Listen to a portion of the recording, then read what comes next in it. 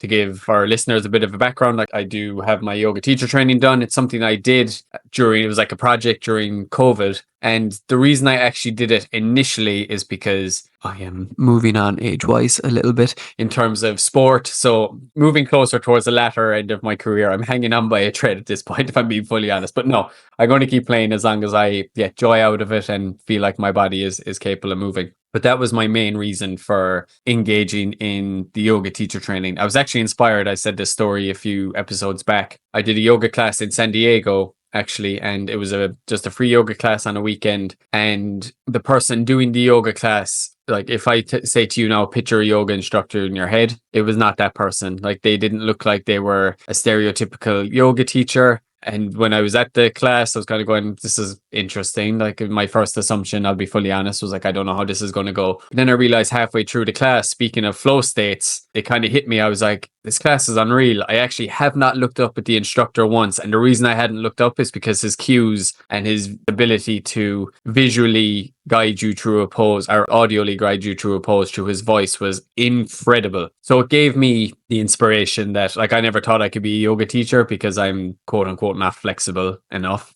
And after that class, I came out and said, do you know what? Like he did such a wonderful job. Like I feel empowered. I think I could do it. So a year later, I did go on to study and do my yoga teacher training with the aim of expanding my career in Irish football and in soccer. So I was solely focused on the physical aspect of it, right? That I can go in, if I can get a bit more flexible, a bit more nimble, I'll feel more comfortable when I'm on the pitch. I'll be able to sustain the intensity that comes with sport. I'll be able to play for longer. That was my initial motivation to get into it. But then I think I found, like, as I engaged more in the yoga practice, that this connection is kind of at the heart of what makes yoga so transformative, this mind-body connection. So yoga is not just about the physical postures, like it's about aligning the mind with the body. And truth be told, it was the hardest part of my yoga teacher training. We had to do meditation for an hour and a half, first thing every morning when we went in. Looked at it on the schedule, said, okay, sit down for an hour. Like, great way to start the day. Anything but. It was so hard. Your mind is going 90, like it's racing. I don't know if have you engaged, have you gone to many yoga classes, Mourad?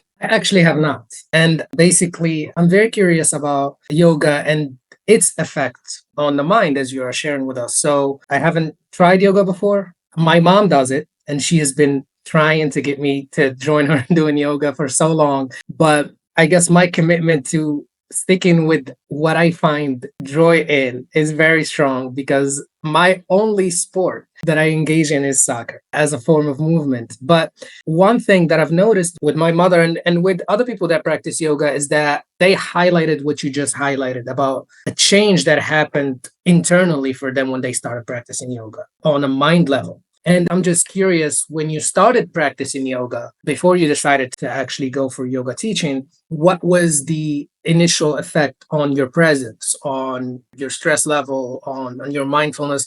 Have you noticed anything? Was there any effect? Yeah, so initially, I suppose just to add to the context of doing the yoga teacher training, you know, I said to myself, it's something. So I had been doing yoga in bits and pieces previously to doing the yoga teacher training, and I do it the odd time here and there, like maybe once a week for a while or once in a month. And to be fully honest with you, it's not enough. Like that would be one thing I would advise anyone if yoga is something you want to get interested in. I would say try do a regular cadence. So if it is once a week, but try do it over a long period of time, like twice a week, I think is pretty good. And it can be all done. It's pretty accessible. It can be done at home. And there's different types of yoga you can do as well, different types of meditation. So that would be one bit of advice, is try to be consistent, because I wasn't overly consistent at the start. And I think there's some sort of mental capacity or mental breakthrough you have to go through, right? So when I first did yoga, like coming from a soccer background, like naturally over just the years of intense training with soccer and Irish football, like my body very tense, very stiff in a lot of kind of positions that would be outside of the norm for soccer or Irish football. So coming into yoga and then coming from kind of a hectic environment that soccer might be, where there's a lot of talking, a lot of thinking, a lot of processing, and then trying to stop essentially and come into the quiet, that is extremely hard. And so the very start of that, like, extremely frustrating. I wouldn't say I hated it, but I'd say I struggled with myself and maybe people have experienced the same if they've started yoga. And what you struggle with is one, yes, you might be like physically tight and stressed from your body, but also your mind is just going crazy. And that can be so difficult. There's soft music on, the yoga instructor is guiding you to think, like try and like release like the tension, just relax. And next thing your mind inside is like bang, bang, bang, bang, bang. You're thinking about XYZ, you're thinking about everything. I have to do the shopping later. Oh, did I get a message? I have to go to work. And that can be annoying because you could be fighting with yourself internally and be going like, stop a pod, will you just like concentrate like you're here? So what the yoga teacher training does is one, it puts you in that experience, like you're in that environment longer, so you get to get more in tune with yourself. But the key thing then is, rather than getting frustrated, you just have to leave things go and flow by you. So if you are thinking about, I have to do the shopping after this yoga class, or I forgot to turn off the sink or the shower or whatever it might be, you just have to be like, it's a thought, leave it go. Like it'll fly away, it might come back, and you just have to be kind of okay with that. So that was something I found really tough at the start, was kind of just letting go of thoughts and letting your mind wander and have faith or confidence that it's going to come back to center as well. So, with more consistency and time you gave yourself, did you find yourself in a space where you were able to slow down and release those thoughts much more easier? Yeah, I'm not sitting here now saying I'm an absolute guru and I can meditate for 15 hours without blinking or moving. You know, that's not what it is. But yes, I think what it's done is I'm more forgiving, I guess, of myself, or I'm more in tune with that. This is natural. Like everyone goes through this. And if I do the opposite, if I get even more tense and more frustrated, like they're not the emotions that I want to leave off. That's not what I want to do to my body. I don't want to make it more tense. There is a certain realization that they're just thoughts. They're not you. And I think that's a big lesson that I took from it as well, that, yeah, they're just your thoughts. Leave them wander. Yes, guide yourself back to center and where you want to be, but do it in a compassionate kind of way, I guess. Right. So, offering a sense of unconditional positive regard for yourself. Yes. Yeah, you nailed it. Absolutely. Yeah. Just surface level knowledge about yoga. I know that there are different types. There's like yin yoga. I've heard of arahatic yoga before. Is there any particular kind of yoga that you found like more profound than another? Or I'm just curious. Oh God, not yin yoga. Jeez, that is, for a soccer player, that is the most challenging. So yin yoga is essentially a very, very loose phrase. You're holding poses for a long period of time. So I had to do a few yin classes during my yoga teacher training, but I am specialized more in vinyasa and hatha yoga, which are more just like flowy. Hatha is a little bit slower, a little bit more kind of holding the stance, a bit more powerful. But yin is, for a soccer player, probably for someone who is engaging in intense sports like that, yin is just such a difficult one. So like I remember going into my first yin class before I did my yoga teacher training. Starts off pretty similar in terms of like the introductory bit, the meditation bit, and next thing you get started. And I remember the instructor was like, now we're going to go into a squat. And I was like, okay, a squat. Like I'm not good at those really, but I'll go. And he's like, now we're just going to hold for 5 minutes. And I was like, oh shit. Like I am struggling and I was shaking. You can adjust it, right? You can go like at your own level. So I had to like come at a higher degree to make it a bit easier. But yin is so challenging. So I do like it from a challenging aspect. It's very parasympathetic driven. You have to hold the poses for a long time, like isometric holds. If you're used to gym terminology where you're just holding and you're really, really getting into the muscles and the joints at that stage as well.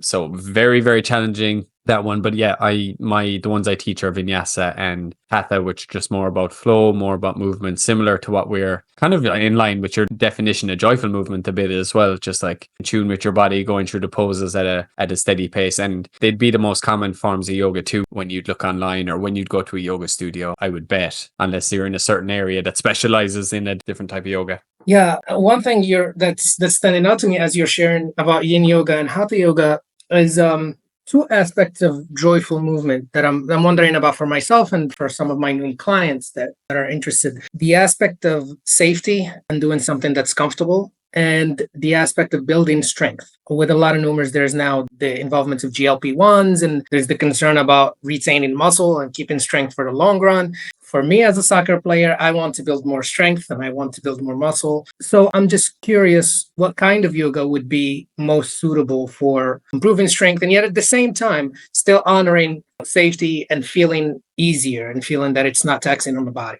Good question. By the way, even when you become a yoga teacher, the more you learn about yoga, the more you know that you know absolutely nothing, and the body is such a complex thing. But to your first point, really important. There, you're on about safety. Like, we really have to, and as yoga teachers, you're very much instructed to work in alignment with the person. So sometimes you see a pose, you might see a picture of a pose, you might see someone who is a yoga teacher and incredibly flexible, like be in this perfect alignment, like they're hitting the pose perfectly. But a teacher might look down and see that someone's foot is a little bit out to the side, or like me with the squat, this guy isn't getting deeper enough. And there's been some forms of yoga and some yoga teachers that would like force you into the quote unquote perfect alignment pose, but that might not be your body. It might be a muscle limitation or like flexibility limitation that you can work on and get there, but everyone's body is different. You literally, like, for some reason, you might just have a bone that's in a different alignment than the quote unquote perfect alignment suggests. And there's no way on earth you can ever get into perfect alignment, like the quote unquote perfect alignment. But for you, it's good enough, and that's okay. So I think that's one important aspect is, if you are taking on yoga, don't feel pressured to look exactly like they do on the pictures or in the videos. Like, you have to work with your own body, and you know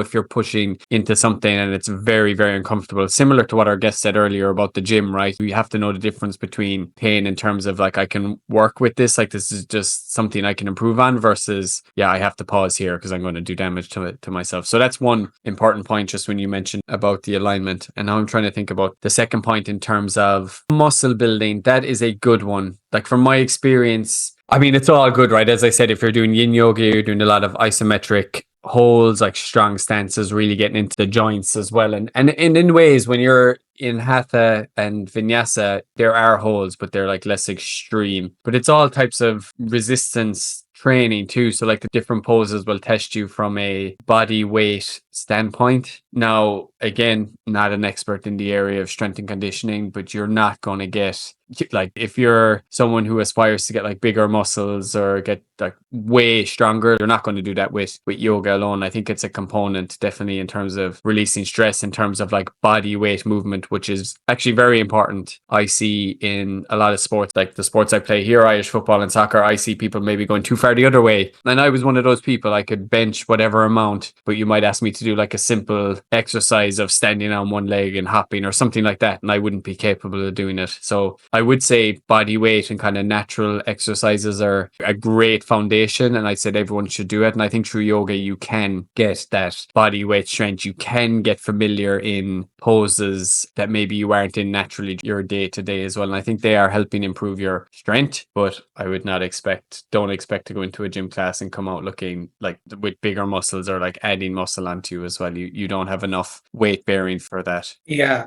One thing that's standing out to me from what you just shared is that approaching yoga as a practice is something that could be flexible and adjustable to each person. So each person can figure out what's going to work for them, what kind of yoga is going to work for them best. Perhaps not expecting to build stronger muscle, but perhaps it may help with just flexibility and retaining strength. Yeah, absolutely. And it helps with your, like, the ideal thing is it should help with your quality of life, like the way you move throughout your day, how comfortable you feel throughout your day as well, how you engage with your kids or your grandkids, or in terms of like the joyful movement, like it should help with all those kind of aspects of it as well. I think that's a big goal for me when it comes to teaching yoga, is so people are comfortable to move through their day. So you're increasing people's quality of life. On this point, Mourad, I think it's important to bring up that as you age too, potentially your goals in terms of your fitness goals or the movement change. And even for me now, I'm mid-30s, like still hanging on playing Irish football and soccer, but I also am thinking about long term into the future. And I am thinking about when, like, I don't have kids yet, touch of wood, in the near future,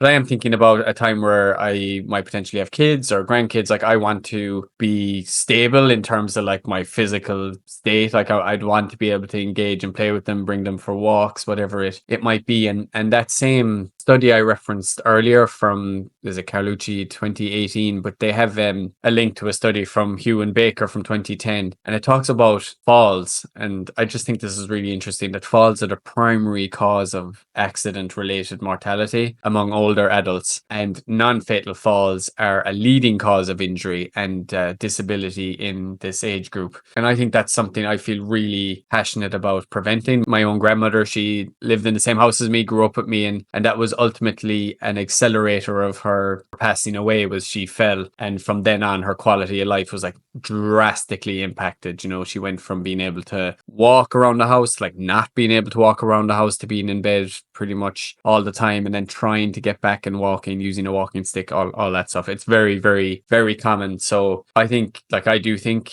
engaging in joyful movement, example being yoga, is super important to help improve your quality of life, especially as we age. And I think it's something people shouldn't underestimate.